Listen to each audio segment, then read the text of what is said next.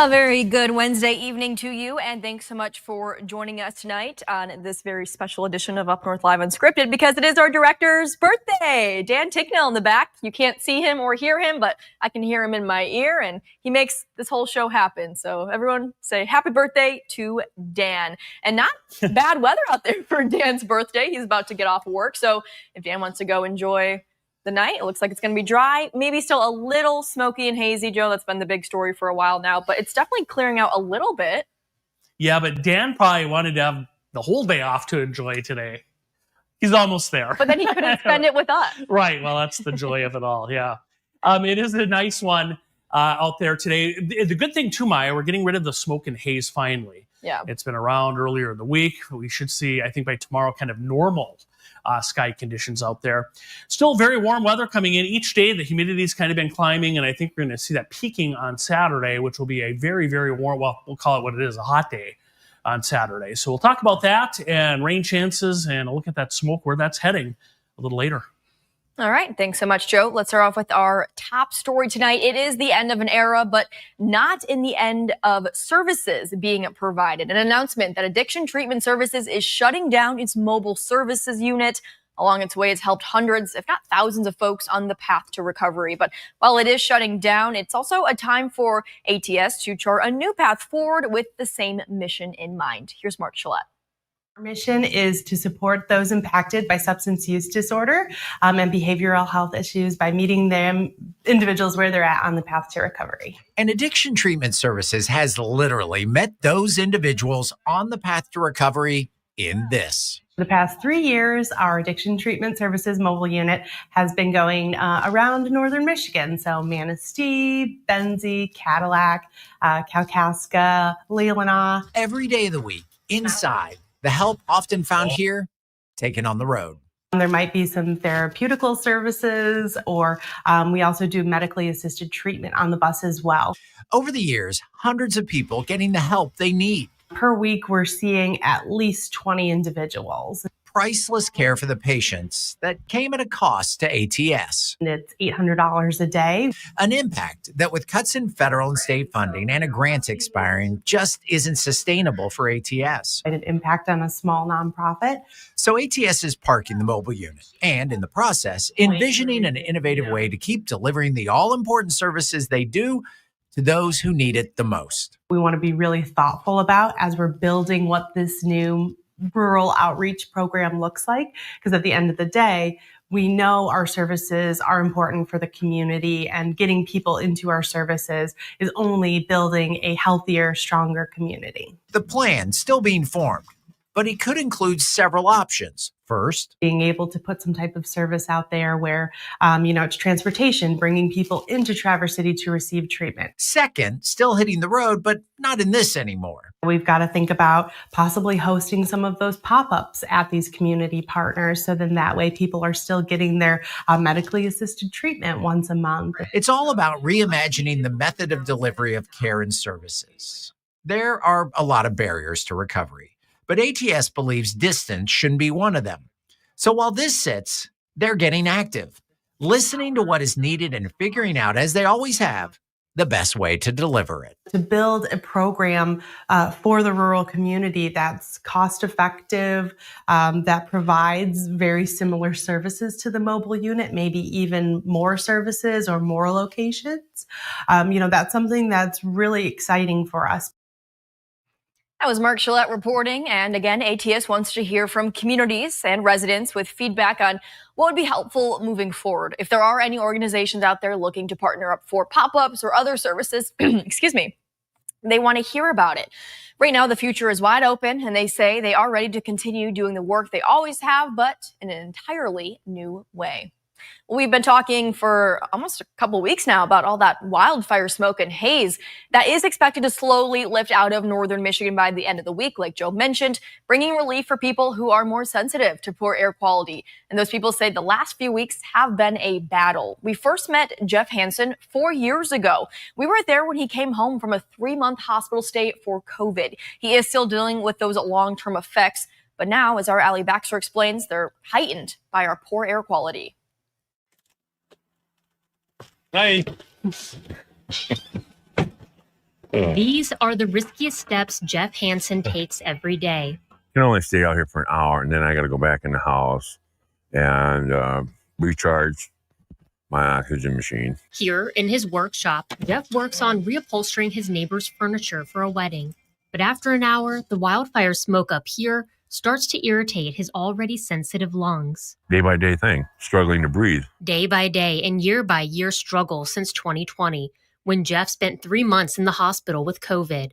The long-term effects still with him. He's on oxygen and medication to help his lungs. Because I was 2 months on a ventilator, was in a nursing home to learn how to walk and everything again. For someone who survived COVID, being in a coma and relearning to walk and eat, he says it's hard to combat something out of his control. The wildfire smoke is drifting in from Canada. The northern neighbor is experiencing its second worst wildfire season on record. I like to go do some fishing or go to the beach, and I can't do that. Pretty much all I can really do is just sit in the house and watch TV, which I really don't want to. He says he also loves working in the yard, but this summer he's passed out multiple times. He says his doctor stressed that his lungs aren't strong enough to stay outside as he inhales air filled with wildfire smoke. I go a little stir crazy just sitting around the house, being cooped up, and it's a life changer. Really, you got to really do less and less of what you normally do. Unhealthy for sensitive groups. I'm one of the sensitive groups. We see the alerts in our weather apps, warnings of unhealthy air quality for sensitive groups of people. It's what Jeff now has to check for every day.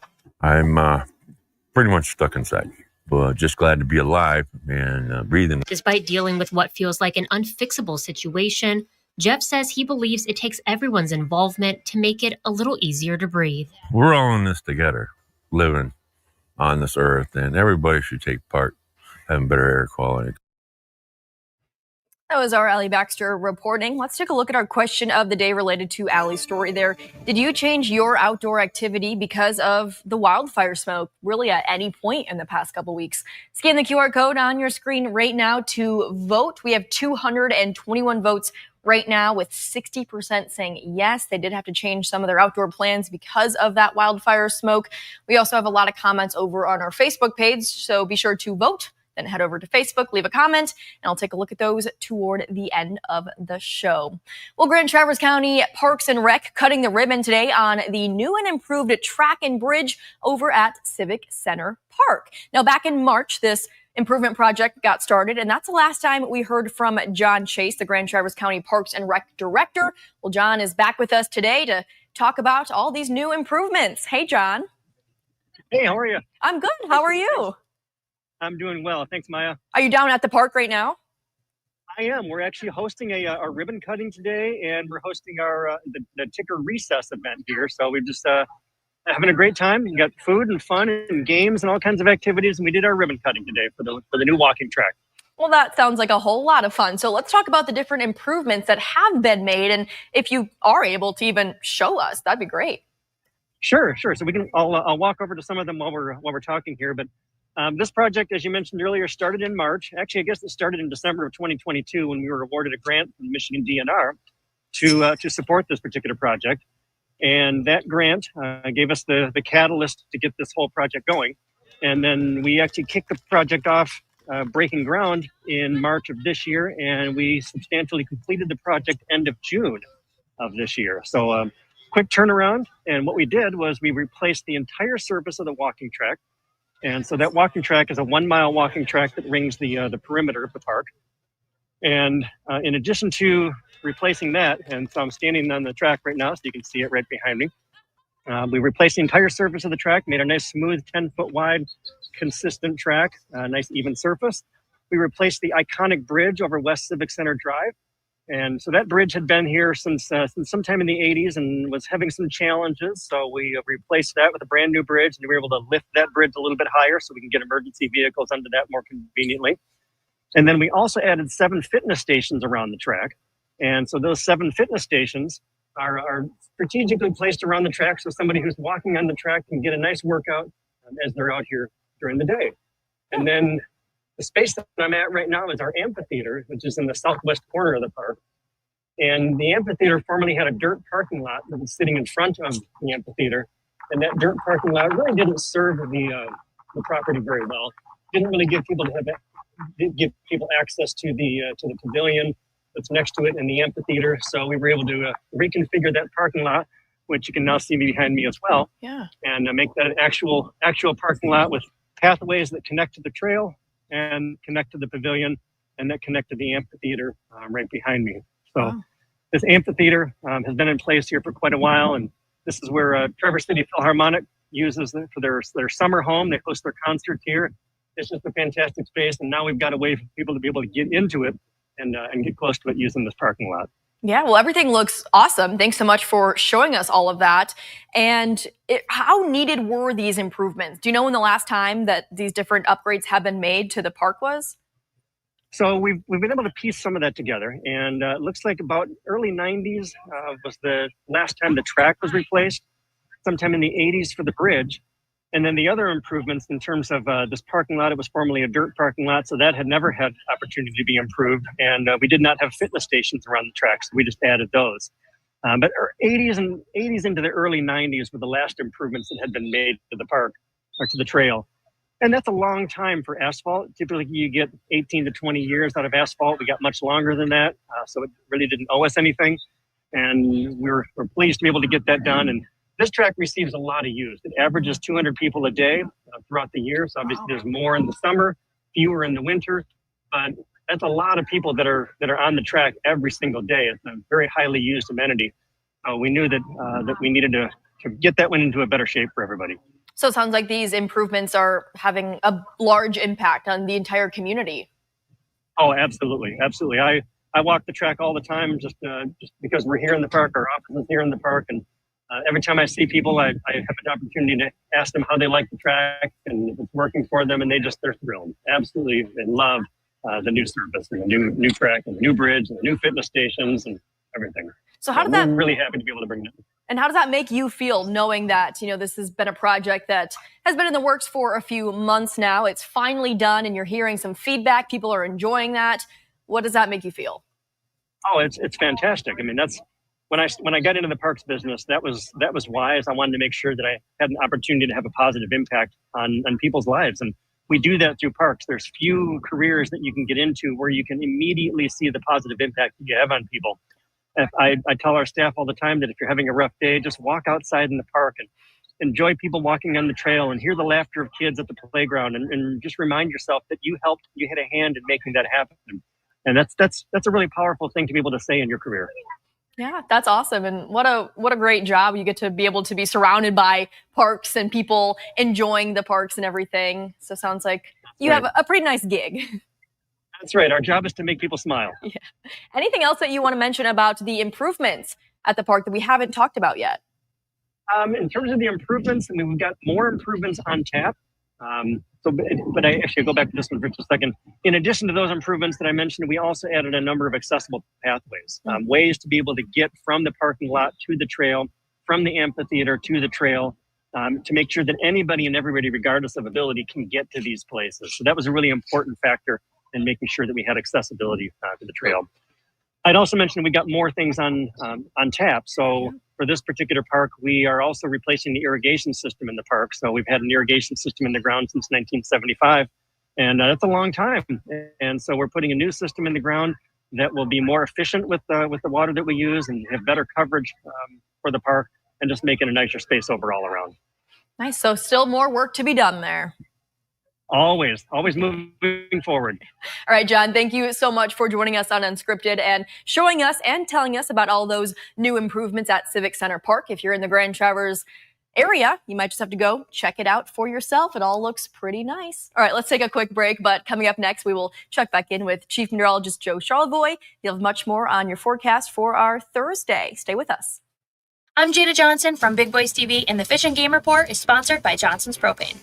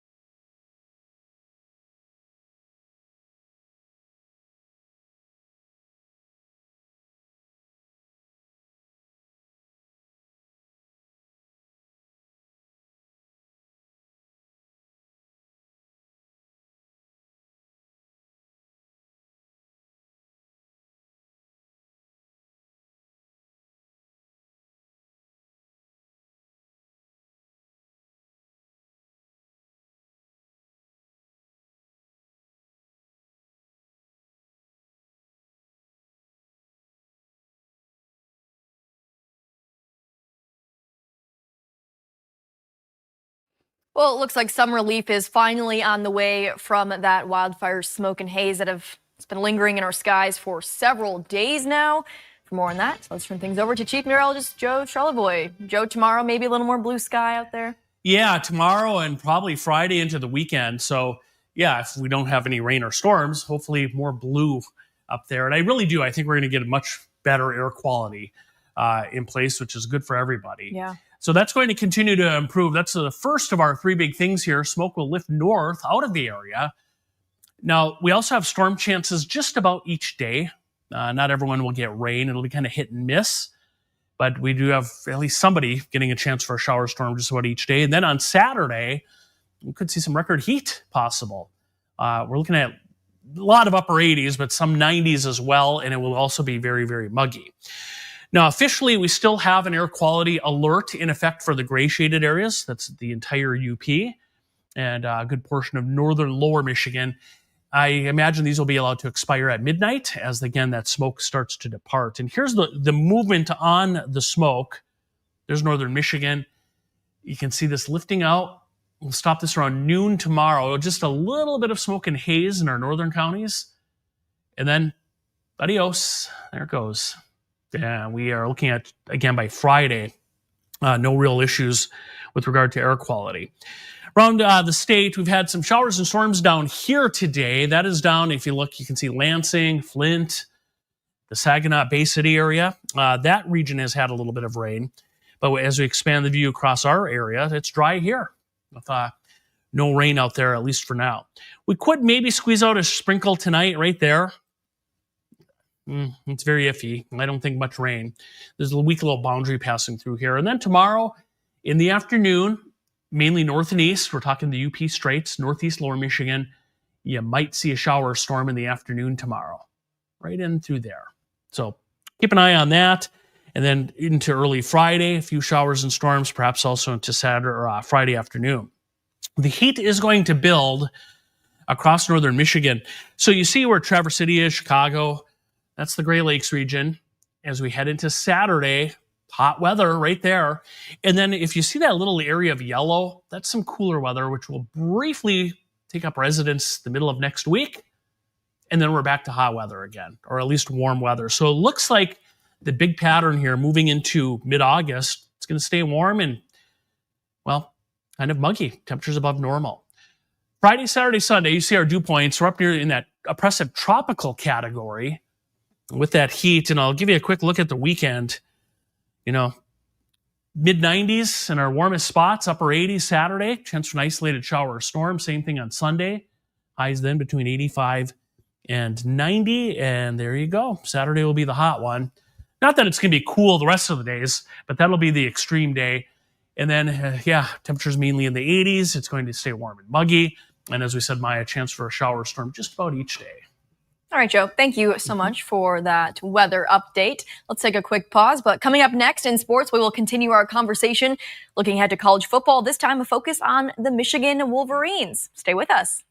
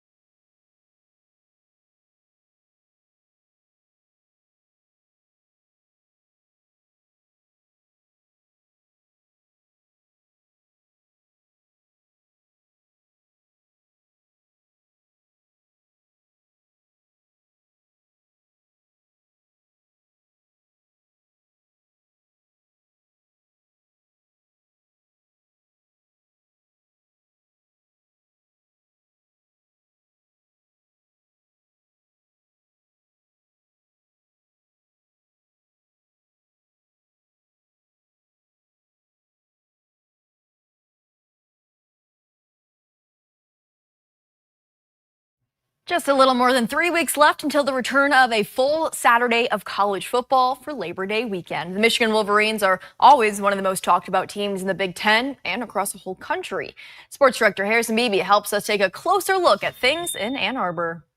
Talking Michigan Wolverine football today, and of course, they are humming on all cylinders entering a 2025 season and year 2 under head coach Sharon Moore, although they're going to miss him for 2 games on the schedule due to suspensions with the ongoing NCAA investigations into the Connor Stallions details. So we'll touch on those games in just a second, but a great year 1 under Sharon Moore, especially the second half. The Wolverines finished 8-5, 5-4 in the Big Ten, and got 2 of the biggest wins you could get in college football over Ohio State, and of course the big one in the bowl game against Alabama. But they'll start this upcoming season against New Mexico. That'll be Saturday, August 30th, Labor Day weekend. It'll be a primetime game under the lights of the Big House on TV 7 and 4 NBC. The following week, their biggest non-conference game, no doubt, at Oklahoma.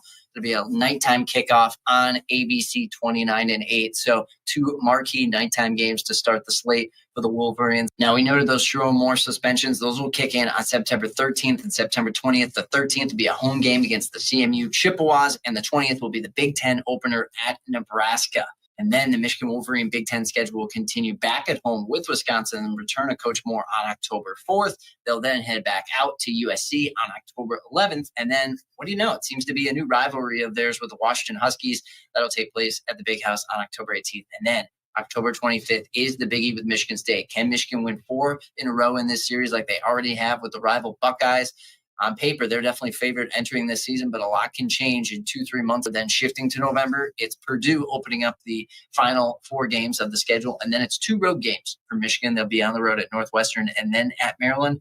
Before wrapping things up, they get the Buckeyes at home, going for 5 straight against Ohio State on Saturday, November 29th, with a high noon kickoff already in place. So what does Michigan have in store for us? They're not a favorite for the Big Ten to start the season, but we all know they kind of lie in the weeds and appear to be a sleepy contender at times. Could they make the college football playoff? That'll do it for a look at Michigan football in Up North Live Sports Unscripted. I'm Harrison Beebe. Back to you.